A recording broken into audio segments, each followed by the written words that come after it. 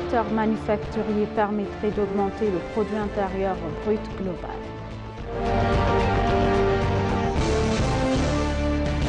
Le ministre Gideon s'est entretenu avec Thérèse Kayibanda-Wagner, ministre des Affaires étrangères de la République démocratique du Congo.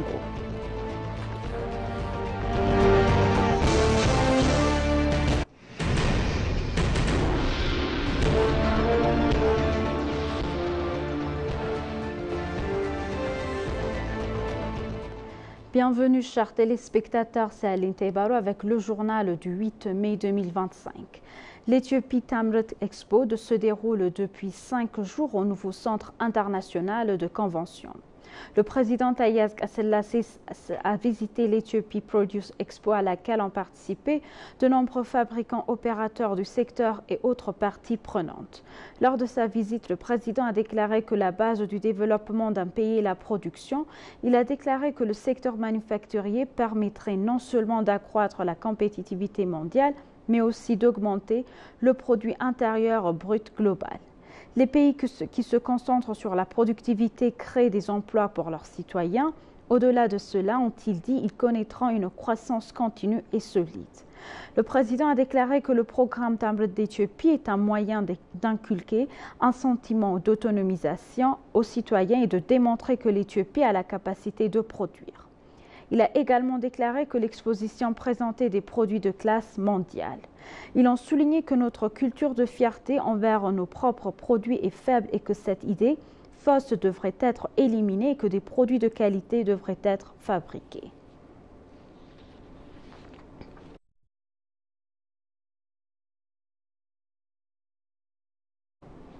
Le ministre des Affaires étrangères, Gideon Timotheus, s'est entretenu avec Thérèse Kayibanda-Wagner, ministre des Affaires étrangères de la coopération internationale de la francophonie et de la République démocratique du Congo. Les ministres ont exprimé leur engagement à renforcer davantage les relations bilatérales entre les deux pays dans divers secteurs.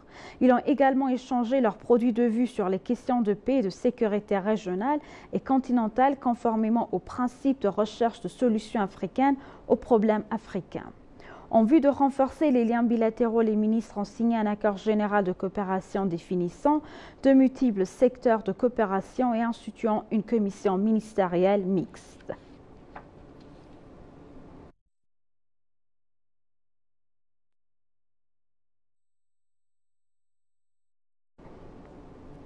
Le président de la Commission de l'Union africaine, Mahamoud Ali Youssouf, a reçu le ministre des Affaires étrangères de la République démocratique du Congo, Thérèse Kayibanda-Wagner.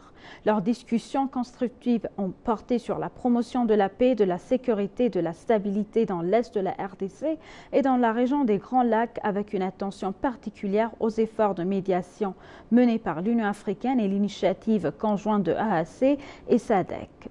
Le président a salué tous les efforts diplomatiques en cours en faveur d'un processus de paix coordonné et inclusif. La ministre Kayibanda a exprimé la profonde gratitude de son gouvernement pour le leadership de l'Union africaine dans le rétablissement de la paix régionale et a réaffirmé l'engagement de la RDC en faveur de solutions africaines aux problèmes africains.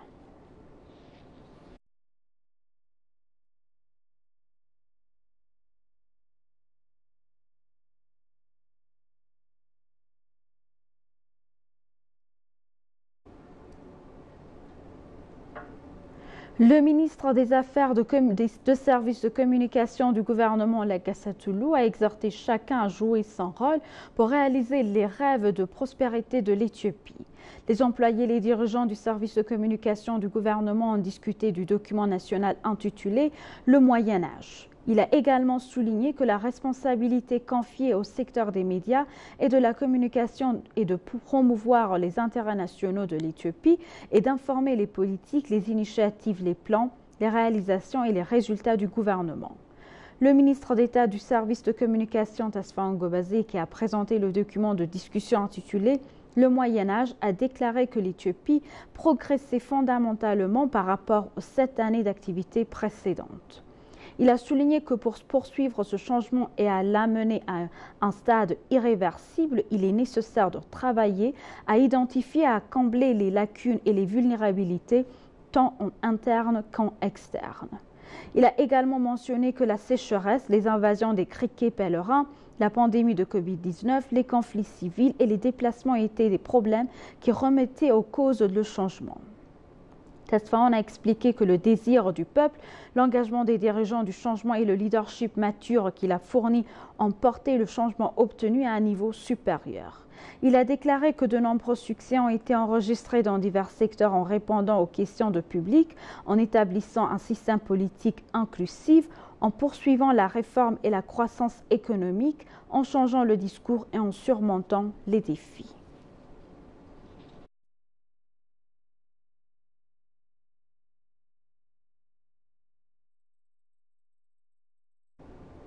Le comité permanent des affaires des organisations de développement gouvernemental de la Chambre des représentants du peuple a déclaré que les efforts visant à attirer les investisseurs du secteur manufacturier vers les parcs industriels devraient se poursuivre. Le comité permanent des affaires étrangères, des affaires des entreprises gouvernementales de la Chambre des représentants du peuple a examiné la mise en œuvre du plan de 9 mois de la Société de développement des parcs industriels. Dans une déclaration faite par le PDG de la Société de développement des parcs industriels, Faissaï Tagassou, plusieurs activités préparatoires ont été menées pour amener la zone économique spéciale de Dreidawa à pleine capacité. Il a noté que 48 hectares de terre dans la zone économique spéciale ont été préparés pour une zone de libre-échange et que les infrastructures nécessaires ont été fournies et mises en service. Il a noté que 30 investisseurs ont repris le poste et ont commencé à travailler. Selon le PDG, 83 millions de dollars ont été gagnés grâce à une exportation des zones économiques spéciales et des parcs industriels au cours des 9 derniers mois. Il a déclaré que des résultats significatifs sont obtenus dans le remplacement des produits importés. Il a également expliqué qu'au cours de 9 derniers mois, une production estimée à près de 12 milliards de birr a été générée. Kamal Ibrahim, directeur exécutif adjoint des opérations et de la gestion de l'industrie parc de développement, a noté que le taux d'occupation des hangars industriels construits par les investisseurs a passé à 87%.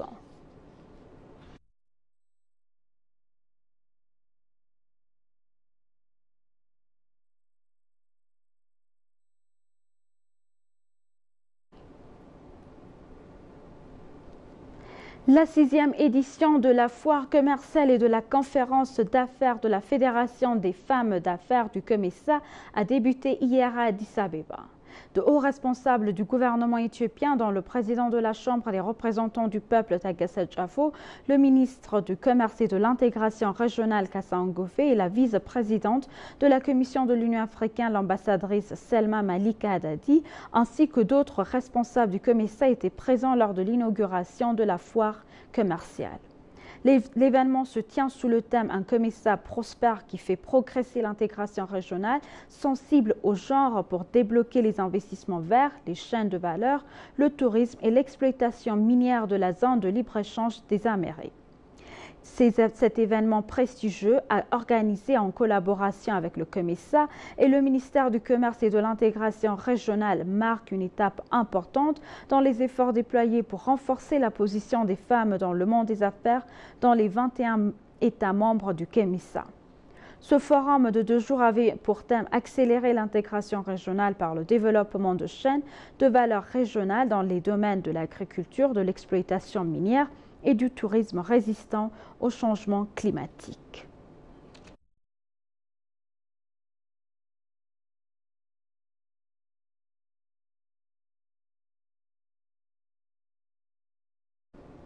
Dans un entretien exclusif avec ENA, la maire de la ville d'Addis Abeba, Danech Abebe, a noté que le développement du corridor a revitalisé les sites patrimoniaux de la ville et les ouvre aux visiteurs.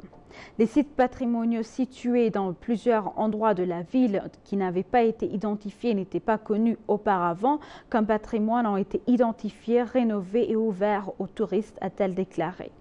La maire a également révélé que le développement du corridor a contribué de manière significative à la réduction des principaux défis de la ville et a cité les changements en termes d'augmentation de la couverture verte de la ville, d'amélioration de la circulation, de réduction des pénuries de stationnement et des préventions des incidents de la circulation. Selon la maire, le développement du corridor a démontré que les institutions chargées des infrastructures ont mené à bien des projets en collaboration, en commençant et en terminant rapidement les projets développant ainsi une culture du travail 24 heures sur 24, semaine après semaine. D'autre part, la maire Adanet a rappelé que les rivières de la ville avaient perdu leur beauté naturelle, passant d'une bénédiction à un désastre.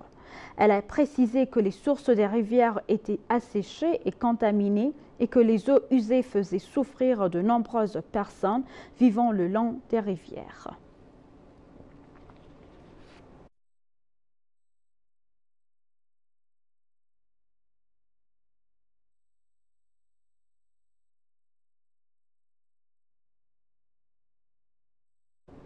Et pour conclure le journal, la 5e conférence sur le développement du commerce Pakistan-Afrique se tiendra à Addis Abeba du 15 au 17 mai 2025.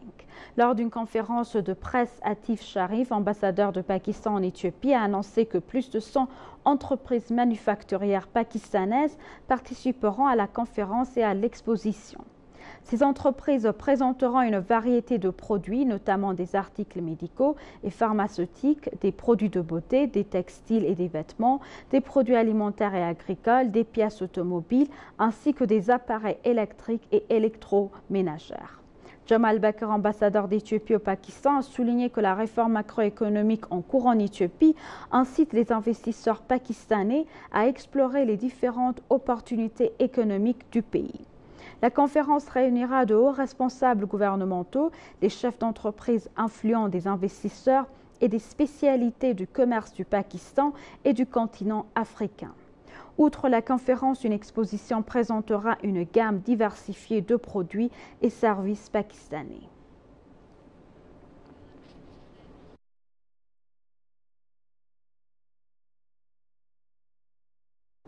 Chers téléspectateurs, nous vous rappelons les titres principaux. Le président Taye a exprimé que le secteur manufacturier permettrait d'augmenter le produit intérieur brut global.